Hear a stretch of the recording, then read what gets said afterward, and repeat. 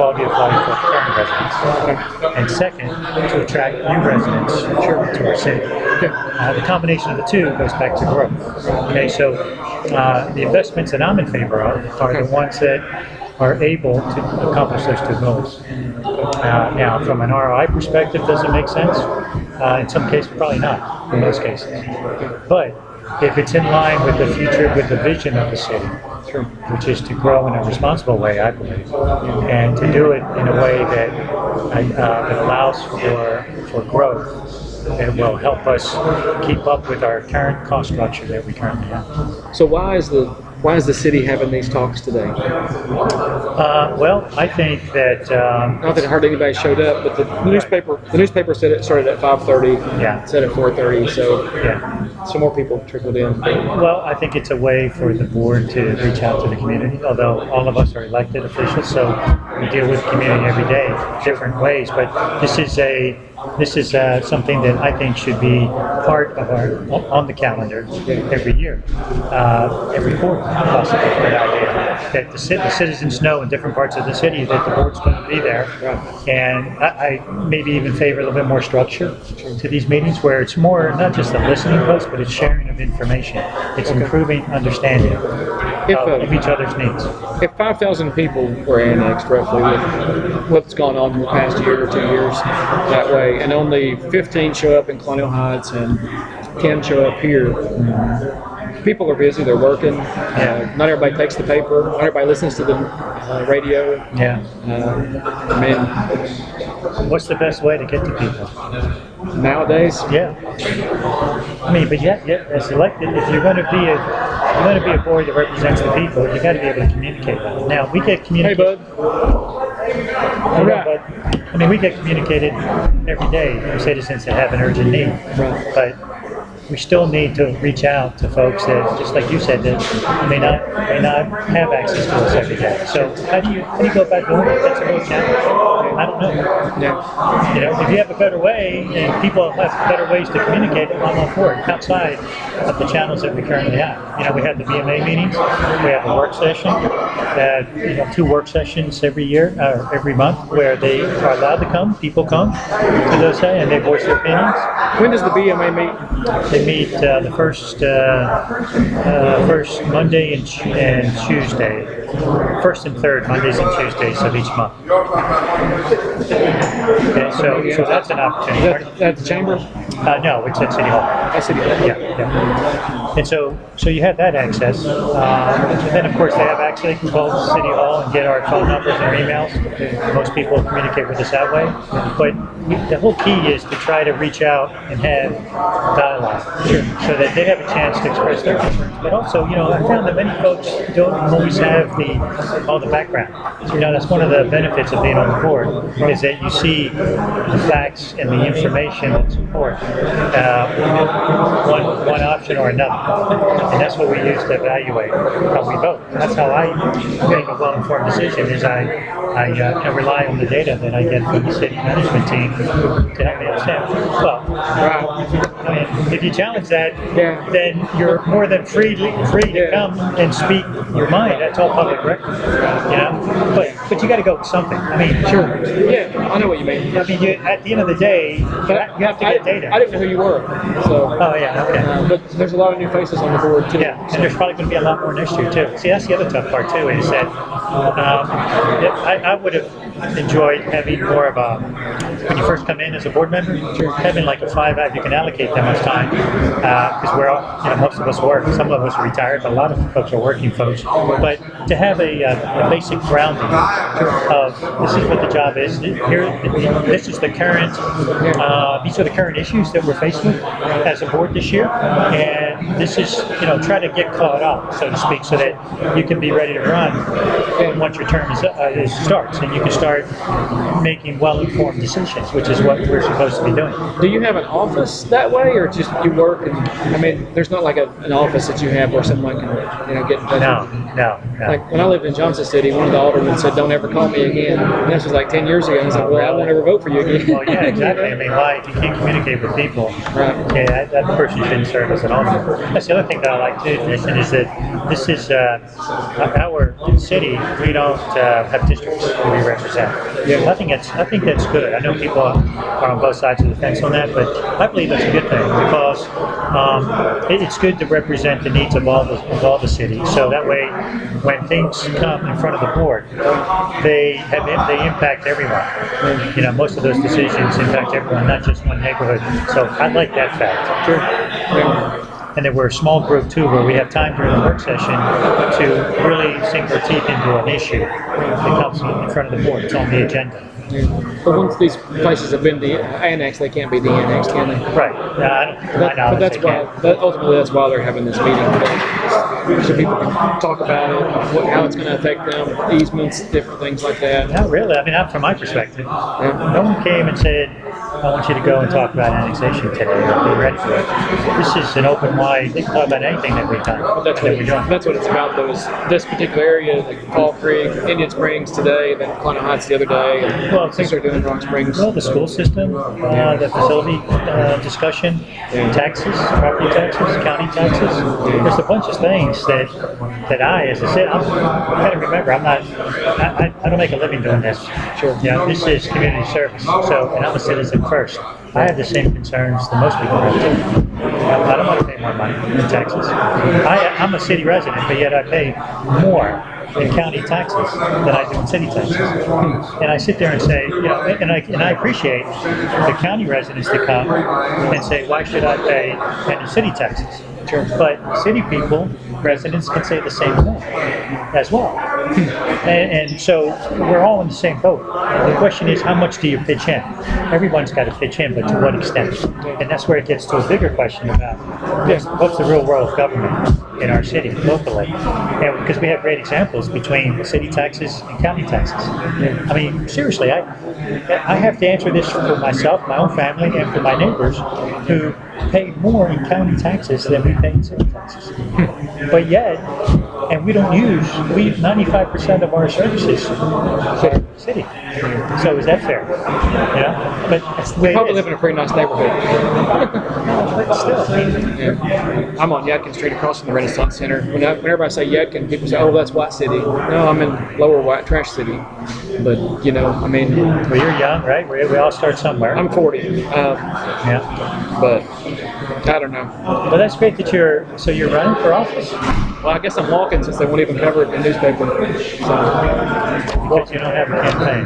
Because I don't have a bona fide campaign or a treasurer or money to spend that way, they would not even mention me in the newspaper. And the same thing with Enfield. Enfield is a libertarian, but on the ballot, he's an independent. Even though he fought to be a libertarian on there, they changed it. Really? So, and what are you for? What are your key concerns? Well, I'm no on all four of those amendments. I don't think that judges should be appointed; they should be voted for. I don't think we should tell a woman what she can and can't do with her body, or that she needs to wait a day or two and think about it, because she's already thought about it when she gets there. What else? What other question that way? I'm for, if there's a way to de-annex these people that want to be de-annexed, let them, because it does nothing but a disservice to the people, and their children are going to have to go to city schools when they grew up in the county, and some of their friends are going to be going to county schools, and if they end up merging Sullivan South and Sullivan North, and they'll make a Mason-Dixon High School, South and North, and they fill everything with a handshake. That's just wrong, because the South is an academic powerhouse, really, in this area, neck and neck or better than Dobbin's been over 25 years, easily.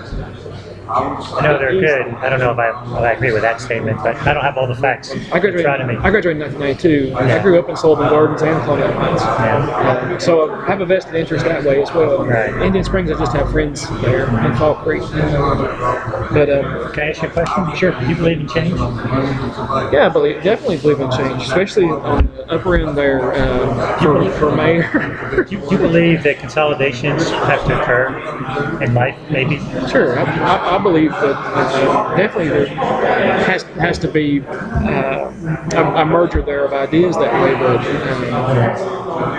I have to balance everything too. And if I was in your position, I'd be out there shaking hands with people and seeing what they want, not listening to the city planners and the boards that way.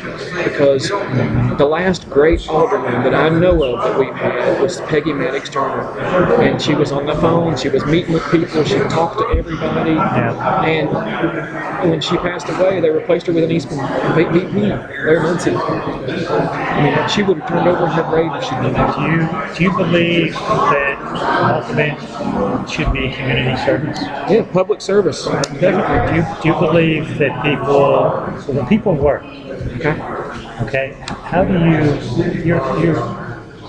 the person you described to me was a full-time politician? No, take the word politician out. It's a public servant. Well, yeah, but when you go out there and you're shaking hands with the public and you're talking to the public, and you came across like this is something that it's a full-time. I mean, she did a lot of that. Yeah, she did. How do you do that? How do you work for a living? Okay. And still be out there more than what we are already? And there's plenty of access. There's plenty of access to people to come talk to us. My concern here, I've talked to several of y'all, what your background is. You're a businessman, so you have a full-time job, obviously more than 40 hours a week. The mayor, photo ops, and owns banks and everything else, businessman that way. Tom is HR director at Domtar. And he's an alderman. Andy is Wellmont, and he's an alderman. Mike is an Eastman employee. He's retired now, and he's the vice mayor. And yourself, that way. I didn't get to ask Tom. I like Tom a lot. But what's Tom's background? Tom Parr? Yeah. He's retired Eastman. In communications. But of all the aldermen that I know, he's the one that's out there in the public eye, that's listening to everybody. That way, you know. When there are benefits to having different backgrounds. Okay, that's the beauty of the board, I think. And for state representative, both the other guys on the ticket have jobs. Bud owns a trucking agency out near Eastern Star, and the other guy builds bridges. Jerry Enfield builds bridges, and he works 50, 60 hours a week, 2 hours away from here. But that's a full-time job. I mean, even though it only pays like $28,000 a year, that's a job. And then they can write off things as well, just like anything. But that's not something to invest to work on, in my opinion. Well, at the end of the day, it's all about election, right? You got to be electable. Sure. So regardless if you're retired and you have 50 hours to spend on this job, or if you're working, and people are evaluating, I believe, based on who's elected. They're evaluating the quality of work that's being done when you are able to provide, give back to the community. That's what I believe. And it's not up to me. It's not about. I mean, in the last 2 years, I've attended 160 board-related meetings. I missed 5. Okay, so your salary is $300 a month, right? Something like that. Yeah, exactly. And that's $250 a month, which after taxes is $180, which pays for gas. But aldermen also have treasurers, right? Treasurers. You have a treasurer. Just for the campaign. Right. But that's it. And some people don't even, they pull it out of their own money. There's so much money that get raised for these elections, like Mr. Halsey in the newspaper, $110,000, and then another $7,000 they're trying to figure out where it came from, some PAC somewhere that way. So much money to get one person elected in an office that they make a small fraction of that. I can't speak to that. I don't know why they do that. I mean, I raised $18,000 for mine, alderman. I sit there and say, you got to be kidding me. But that's what to compete. You got to get your name out there. And when you're working, how do you do that? Well, newspapers, TV ads, all that costs money. And to me, it's better to raise the money from people who are supporting you versus some wealthy person coming in and just doing it themselves. I think that's better. That happens often. That's not me. But grassroots to me is, I mean, for the longest time, I don't like the signs. I don't like the ads. I don't want to be a part of that. And I had no ambitions to be in politics, whatever you want to call it. Public service is what I would rather call it. But it's you got to get, again, it boils down to, the reason why I'm in this is because as a citizen, you have an option. You have two options. One option is I used to be really critical of the city, Sure. and I would always harp on it. Sure. Finally, one of my daughters said, "Dad, why don't you if you stop talking about it, go try to do something." Yeah, there you go. Good. So I try to do that. That's one of the only reasons I've done it too. I've got an 18-year-old daughter, so. Yeah, yes, and they're great because they'll put us in our place, right? And sure enough, that's why I'm running.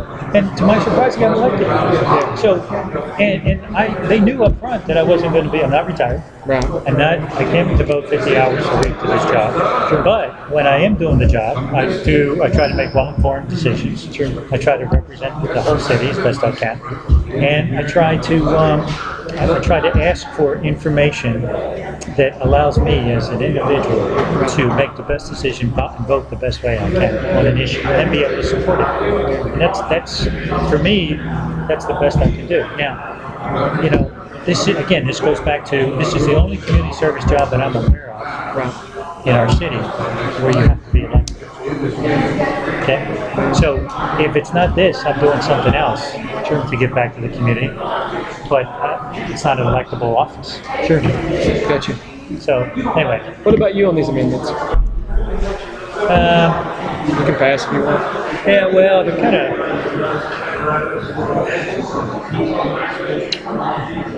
I really don't think I want to get into them that much. Okay.